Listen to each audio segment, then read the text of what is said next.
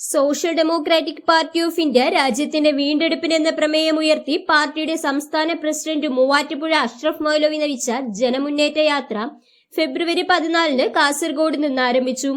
ഭരണഘടന സംരക്ഷിക്കുക, ജാതി സെൻസസ് നടപ്പിലാക്കുക, പൗരാവകാശ വിരുദ്ധ നിയമങ്ങൾ പിൻവലിക്കുക, രാഷ്ട്രീയ തടവുകാരെ വിട്ടയക്കുക, ഫെഡറലിസം കാത്തുസൂക്ഷിക്കുക, തൊഴിലില്ലായ്മ പരിഹരിക്കുക, കാർഷിക ദ്രോഹ നയങ്ങൾ തിരുത്തുക തുടങ്ങിയ ആവശ്യങ്ങൾ ഉന്നയിച്ചാണ് ജാഥ നടത്തിയത്.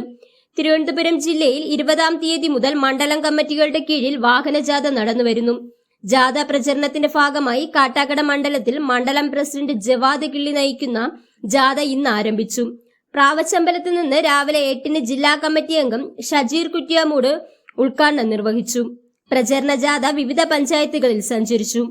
വിളപ്പിശാലി ജില്ലാ കമ്മിറ്റി അംഗം ഷബീർ കാട്ടാക്കട സമാപന ഉദ്ഘാടനം നിർവഹിക്കും.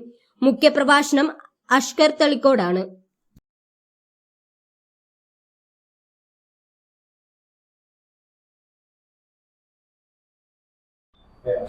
സംസ്ഥാന അധ്യക്ഷൻ നയിക്കുന്ന ജാഥയുടെ ഭാഗമായി കാട്ടാക്കട നിയോജകമണ്ഡലം പ്രസിഡന്റ് ജവാദ് കിള്ളി നയിക്കുന്ന വാഹന ജാഥ 26-ാം തീയതി പ്രാവച്ചമ്പലത്ത് നിന്ന് പാർട്ടിയുടെ ജില്ലാ കമ്മിറ്റി അംഗം ഷജീർ കുറ്റ്യാമൂട് ഉദ്ഘാടനം നിർവഹിച്ച് മണ്ഡലത്തിലെ വിവിധ പഞ്ചായത്തുകളിൽ പര്യടനം നടത്തി വിളപ്പിൽ പഞ്ചായത്തിലെ പടവൻകോട് സമാപിക്കുന്നു.